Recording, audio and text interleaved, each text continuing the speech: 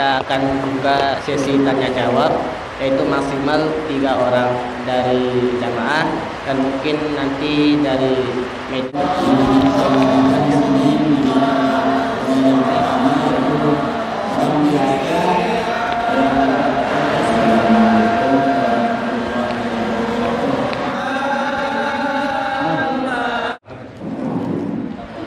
Pertanyaan pertama,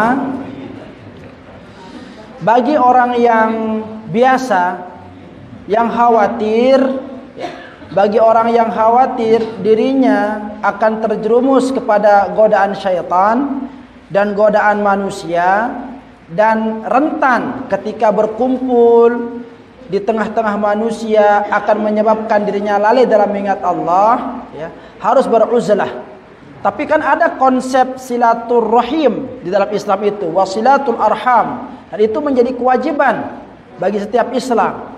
Nah, apakah dengan kita beruzlah itu, apakah kita tidak salah karena kita termasuk ke dalam golongan orang yang memutuskan silaturrahim? Ya, perhatikan hadratal muhtaramin rahimakumullah. Uzlah, sekali lagi, ya. Uzlah itu menyendiri, itu baru kita disarankan atau dianjurkan kapan? Ketika kita merasa diri kita sulit menghindarkan diri kita dari perbuatan-perbuatan yang menjadikan kita bermaksiat kepada Allah jikalau kita kumpul. Jikalau kita kumpul. Kalau kita mendatangi seorang, lalai kita mengingat Allah Subhanahu wa ta'ala. Kalau kita mendatangi seorang, berpotensi untuk membicarakan orang. Maka perkumpulan yang seperti inilah yang tidak diinginkan.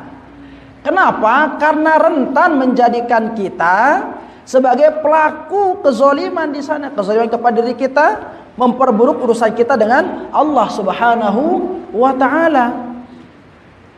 Maka silaturrahim yang dimaksudkan, silaturrahim yang dimaksudkan ialah bagaimana ketika kita berjumpa, saling mengunjungi, akan semakin tertanam rasa cinta kita kepada saudara kita di dalam mengingat Allah Subhanahu wa ta'ala.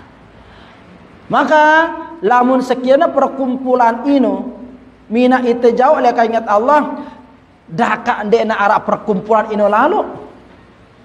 Ya. Jadi itu dikatakan kita tidak memutuskan tali silaturahim, tetapi memutuskan mata rantai dari potensi-potensi maksiat kita kepada Allah. Maka harus uzlah itu.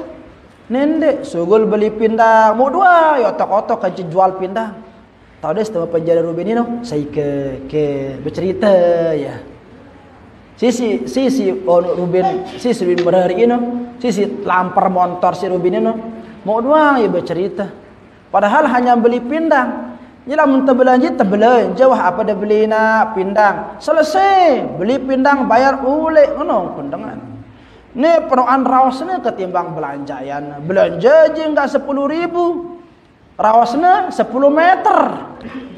Yang ni modelnya. Yang pun suruh amun ni je model manusia uzlah wah ada kan. Kangan nokon.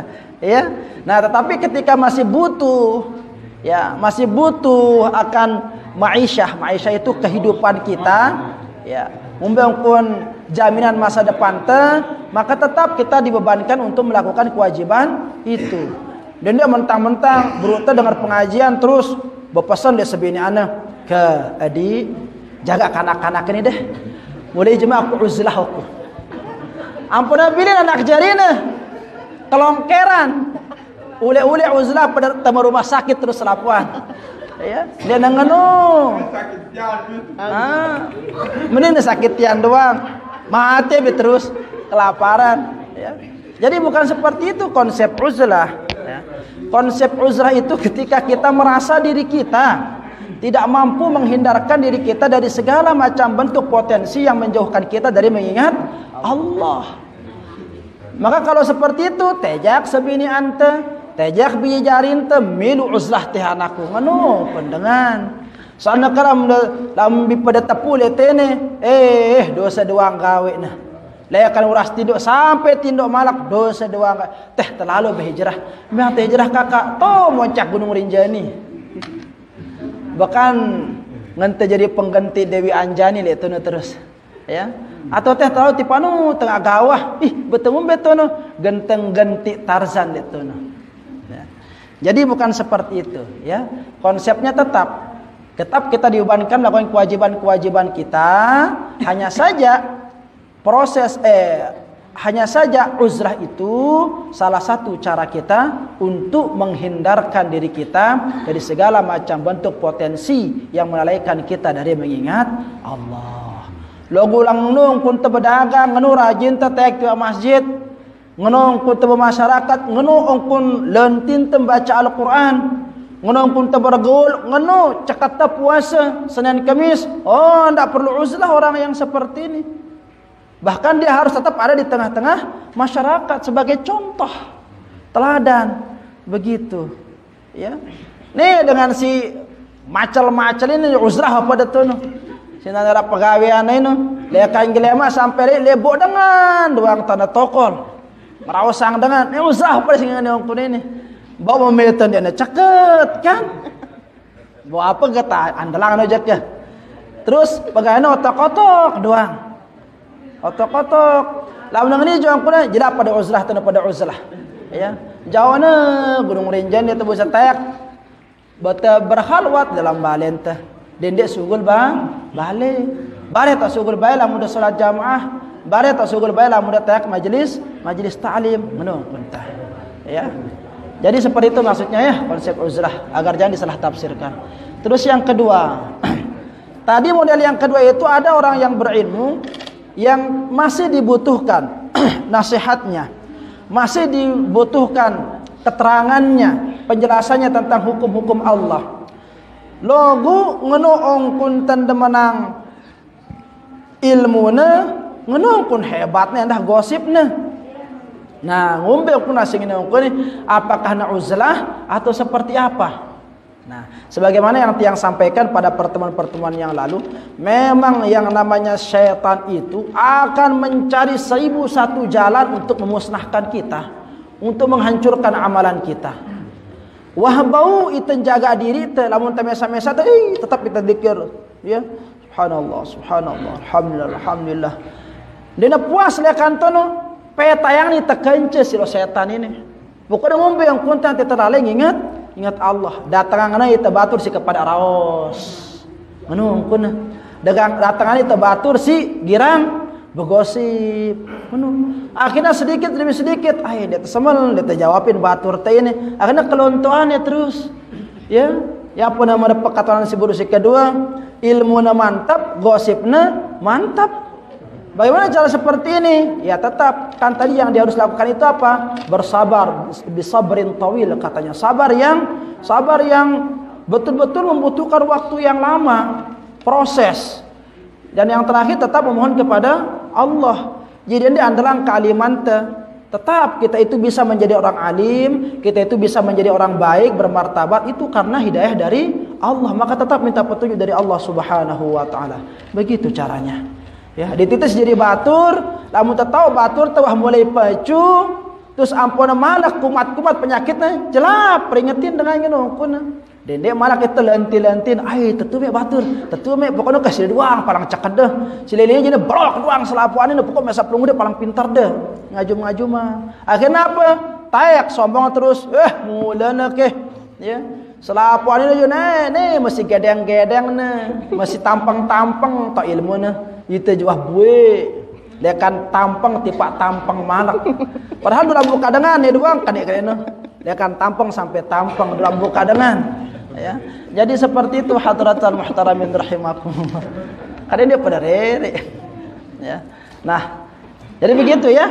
Apakah dia tetap harus uzlah? Lihat dulu posisinya seperti apa, begitu. Ya. Pertanyaan yang terakhir.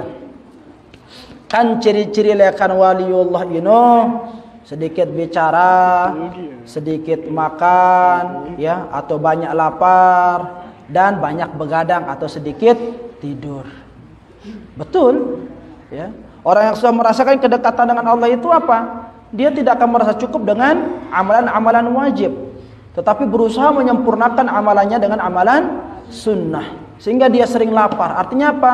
Memperbanyak puasa. Lebih banyak diam, sekedip ngeraos. Dia tidak akan berbicara kalau tidak penting. Ya, dia tidak akan berbicara kalau tidak diajak bicara. Seperti itu. Banyak diam, sering lapar, banyak begadang. Nah, begadangnya itu bukan nonton bola, Pak. Ya, bukan nonton BWF, Badminton World Foundation. Ya, atau tidak main pipa. Ini nomor anak-anakan tuh si pecet-pecet ini begadang aja sampai jam 12. HP-nya anang samping terus. Ya balapan ini, balapan salang semati, legim logo. Ya, ini pegawiannya. Kalau orang alim itu tidak, banyak begadang, sedikit tidur, yang dilakukan apa? Ibadah kepada Allah Subhanahu wa taala. Nah, ini dia. Terus lamun dengan si penuh kancana kumpul, penuh kancana tayak pesawat, mari itu sing ini nih. Ya, sakit pesawat tatakin ke japir ini. Ya. Nah, dengan si cukup dari dirina biasanya tayak pesawat. Nah, perhatikan hadratal muhtaramin rahimakumullah. Ini terkait dengan pesawat Garuda atau pesawat apa yang kurang paham ini ya. Namun yang jelas hadratal muhtaramin rahimakumullah, ya. Allah katakan lana a'maluna wa lakum a'malukum. Faman ya'mal mithqala dzarratin khairan yarah, wa man ya'mal mithqala dzarratin syarran yarah. Ya. Jadi sedikit dari pekerjaan kita itu akan dihargai oleh Allah Subhanahu wa taala. Banyak kebaikan kita itu juga Allah tidak akan menzalimi dari perbuatan kita itu. Intinya amalan kebaikan itu tetap kita butuhkan sebagai pelengkap dari iman yang ada dalam hati kita. Ya. Karena buah daripada iman itu adalah takwa. Ya. Al-imanu uryanun walibasu at-taqwa, katanya walibasu at-taqwa. Iman itu dalam keadaan telanjang, masih polos, walibasu at-taqwa, dan pakaian daripada keimanan itu adalah takwa. Apa takwa itu? Itu melakukan perbuatan yang diperintahkan oleh Allah dan menghindarkan diri kita dari larangan Allah. Sehingga kita tidak dianjurkan pede dengan modal iman saja. Memang betul iman menjamin kita masuk surga, tapi kan masuk surganya itu bervariasi. Ara dengan si bi ghairi hisab, ara dengan si bakram julu kan kuna. Ya, bakramna ini mending bakram dia juga jadi man kita ngono. Ne bakram lempit neraka terus bangun betong kuna ini. Ya.